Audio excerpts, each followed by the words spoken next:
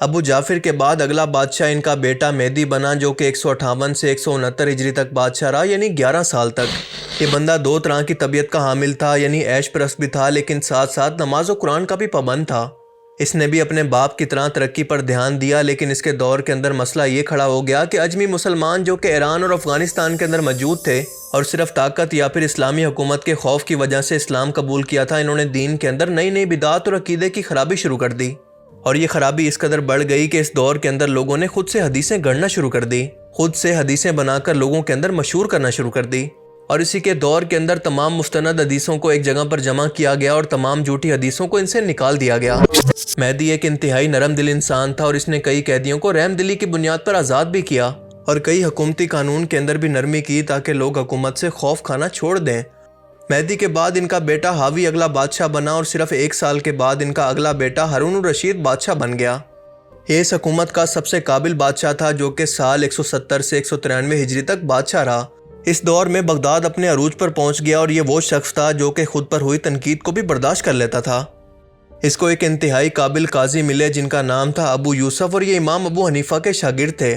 انہوں نے ہارون کی حکومت کے اندر قاضی کا عہدہ یا پھر چیف جسٹس کا عہدہ قبول کر لیا، اور ہر جگہ پر اپنی مرضی سے یہی قاضی لگایا کرتے، یعنی اس دور کے اندر انصاف تھا۔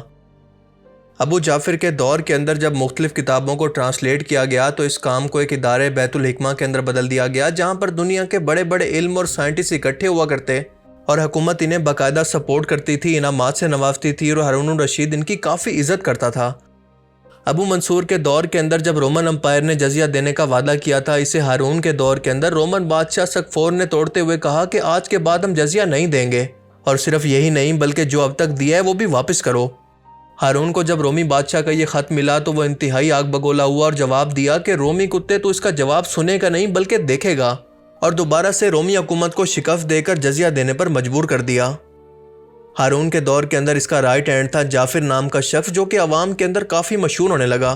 منصور کی طرح ہارون کو بھی اسی بات کا ڈر لگنے لگا کہ اپنی پاپولیرٹی کی وجہ سے کل کو یہ اس کے لیے خطرہ نہ بن جائے، کہیں یہ بھی بغاوت نہ کر دے، لہٰذا اسی وجہ سے ہارون نے اس کو قتل کروا دیا، اور جعفر بھی اجمی مسلمان تھا۔ ہارون نے مراکش اور اسپین کے پاس موجود علاقے یعنی لیبیا، تیونس اور الجزائر کے علاقوں کے اندر ابراہیم بن اغلب اور اس کی اولاد کو آزادی دی کہ وہ یہاں پر اپنی حکومت قائم کر لیں، لیکن ساتھ ساتھ خلیفہ ہم کو مانے اور اس کے لیے جزیہ بھی دیتے رہیں، یعنی یہاں پر عادی خود مختار ریاست بنانے کی اجازت دے دی تاکہ اسپین اور پرتگال کے حملوں سے خود کو بچا سکیں۔ اس کے علاوہ ہارون نے یہ غلطی کی تھی کہ اپنی وفات سے پہلے اپنی سلطنت کو 2 حصوں کے اندر تقسیم کر دیا، بغداد کا علاقہ امین کو، جبکہ ایران سے دور سندھ کا تمام علاقہ مامون کو دے دیا گیا، اور بعد میں یہ دونوں بھائی آپس میں لڑ پڑے۔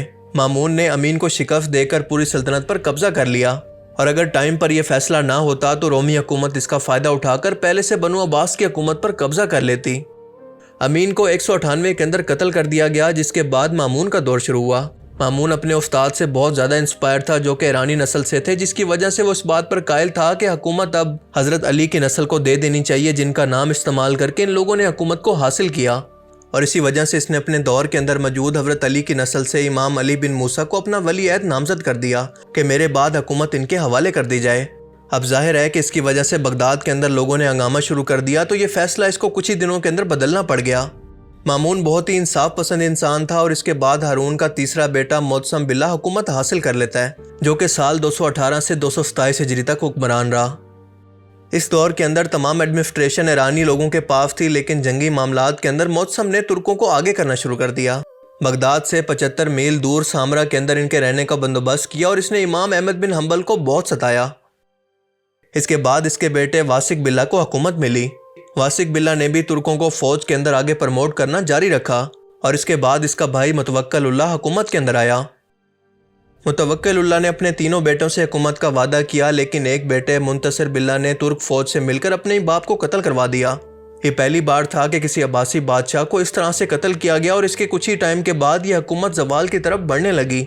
اسی ترک فوج نے کچھ ہی ٹائم کے بعد منتصر باللہ کو ہی قتل کروا دیا۔ اس کے بعد آنے والے اگلے 8 سال کے اندر 4 خلیفہ آئے اور چلے گئے۔ سال 332 ہجری کے اندر ان کا زوال مکمل طور پر شروع ہو چکا تھا۔ اگلے 200 سال تک یعنی 534 تک یہ علامتی خلیفہ رہے، لیکن ان کا حکم نہیں چلتا تھا۔ عباسی سلطنت کے پاس کئی سلطنتیں قائم ہو گئی، مثال کے طور پر دولت علویہ 250 ہجری میں، دولت صفاریہ دولت تولونیہ جو کہ بعد میں فاطمی سلطنت کے اندر بدل گئی۔ ترکستان میں 281 کے اندر دولت سامانیہ اور اس کے بعد کرامتہ فرقہ جس نے کعبہ پر حملہ بھی کیا اور ہجر اسود کو بھی توڑ دیا۔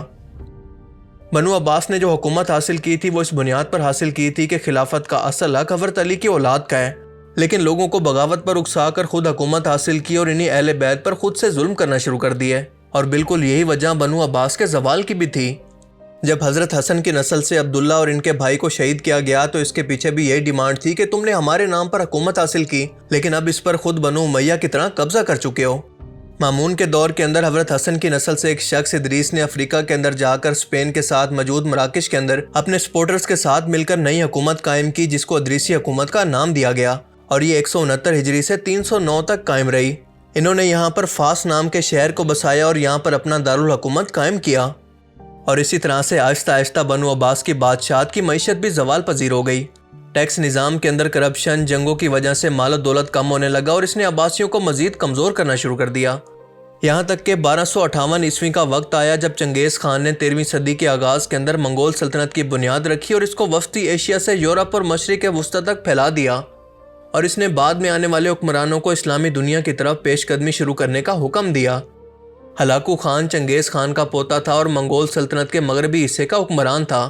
اسے حکم دیا گیا کہ اسلامی دنیا کے اہم مرکز کو فتح کرے اور عباسی خلافت کا خاتمہ کرے۔ 13ویں صدی تک عباسی حکومت کی تمام سیاسی اور عسکری طاقت زوال پذیر ہو چکی تھی۔ اس کے تمام بادشاہ عیش و عشرت کے اندر ڈوب چکے تھے اور منگول فوجوں کے سامنے یہ بے بس ہو چکے تھے۔ ہلاکو خان نے اس وقت کے عباسی خلیفہ المعتصم باللہ کو دھمکی آمیز خطوط بھیجے اور اسے منگولوں کی اطاعت اور حکومت قبول کرنے کا حکم دیا، لیکن بادشاہ نے اتنے بڑے خطرے کو اور دھمکیوں کو سنجیدگی سے نہیں لیا اور اس کے لیے نہ کوئی مؤثر قدم اٹھایا۔ لیکن دوسری طرف ہلاکو خان نے مختلف منگول قبائل کو اکٹھا کیا اور ایک بڑی فوج تیار کر لی۔ کہا جاتا ہے کہ اس فوج کے اندر 2 لاکھ سپاہی شامل تھے جو کہ اس وقت کی سب سے منظم اور خوفناک طاقت تھی۔ جنوری 1258 کے اندر منگول فوج بغداد کے قریب پہنچی اور پورے شہر کا محاصرہ کر لیا۔ یہ محاصرہ تقریباً 2 ہفتے تک جاری رہا اور بغداد کے لوگ خوراک اور پانی کی کمی کا شکار ہونے لگے۔ منگولوں نے جدید جنگی آلات اور انجینئرنگ کا استعمال کرتے ہوئے بغداد کی مضبوط دیواروں کو توڑ دیا۔ عباسی فوج منگولوں کے مقابلے میں کمزور اور انتہائی غیر منظم تھی۔ فروری 1258 کے اندر منگول فوج بغداد شہر کے اندر داخل ہو گئی اور انہوں نے شہر کے اندر قتل عام شروع کر دیا۔ ہزاروں لاکھوں مردوں، عورتوں اور بچوں کو بے دردی سے مارنا شروع کر دیا۔ بغداد جو کہ اس وقت علم و حکمت کا مرکز تھا، اس کو تباہ کر دیا گیا اور کتب خانوں کے اندر موجود لاکھوں کتابوں کو دریائے دجلہ کے اندر پھینک دیا گیا۔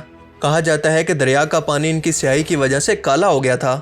ہلاکو خان نے المعتصم باللہ کو گرفتار کیا اور بے دردی سے اس کو قتل کر دیا۔ کہا جاتا ہے کہ خلیفہ کو قالین کے اندر لپیٹ کر گھوڑوں کے پاؤں تلے رون دیا گیا اور اس کے بعد اس کو مار دیا گیا تاکہ اس کے خون کو زمین پر نہ گرنے دیا جائے، جو کہ منگولوں کے عقیدے کے مطابق ایک بدشگونی سمجھا جاتا۔ بغداد کے باغات، محلات اور مساجد کو نظر آتش کر دیا گیا۔ شہر کی معیشت اور ثقافت کو مکمل طور پر تباہ کر دیا گیا۔ عباسی خلافت جو کہ 500 سال سے زیادہ عرصے سے قائم تھی، عملی طور پر ختم ہو گئی۔ اگرچہ بعد میں عباسی خاندان کو مصر کے اندر ایک علامتی حیثیت دے دی گئی تھی، لیکن ان کی سیاسی طاقت مکمل طور پر ختم ہو گئی۔ بغداد کی تباہی نے اسلامی دنیا کو علمی، ثقافتی اور سیاسی طور پر ناقابل تلافی نقصان پہنچایا۔ یہ واقعہ اسلامی تاریخ کے زوال کے اندر ایک اہم موڑ سمجھا جاتا ہے جب اسلام سے کھوج، ریسرچ اور ایجادات کا سلسلہ مکمل طور پر ختم ہو گیا۔ منگولوں نے بغداد کے بعد شام اور دیگر اسلامی علاقوں کی طرف پیش قدمی جاری رکھی، لیکن کچھ سال بعد مملوک سلطانوں نے مصر کے اندر ان کا مقابلہ کر کے ان کو شکست دے دی۔ 1258 کا منگولوں کا حملہ ایک وحشیانہ قسم کی فتح ہے جس نے اسلامی دنیا کو جھنجھوڑ کر رکھ دیا۔ اس حملے نے نہ صرف عباسی بادشاہت کا خاتمہ کیا بلکہ اسلامی دنیا کے سیاسی اور ثقافتی مرکز کو ہمیشہ کے لیے تبدیل کر دیا۔ عباسی بادشاہت کے خاتمے کے بعد سلطنت عثمانیہ 14ویں صدی کے اندر اسلامی دنیا کی سب سے بڑی اور طاقتور سلطنت بن کر ابھری۔ عثمانی بادشاہوں نے سال 1517 عیسوی کے اندر مصر کو فتح کرنے کے بعد عباسی خلیفہ کی علامتی حیثیت کو بھی ختم کر دیا اور خود خلافت کا دعویٰ کیا۔ عباسی بادشاہت کے خاتمے کے بعد سلطنت عثمانیہ کا عروج کیسے شروع ہوا اور یہ بادشاہت کیسے قائم ہوئی، اس پر پوری ایک ڈیٹیل ویڈیو بنائی جا سکتی ہے، لہٰذا اس پر پھر کبھی ڈیٹیل میں بات کریں گے، لیکن آج کی ویڈیو میں صرف اتنا ہی۔ اگر آپ کو اس ویڈیو سے کچھ نیا جاننے کو ملا تو اسے ضرور لائک کیجئے، اور اب میں ملوں گا آپ سے کیسی ہی نئی انٹرسٹنگ ویڈیو میں۔ تب تک کے لیے اپنا بہت سا خیال رکھیے گا۔ Thanks for watching this video. اللہ حافظ۔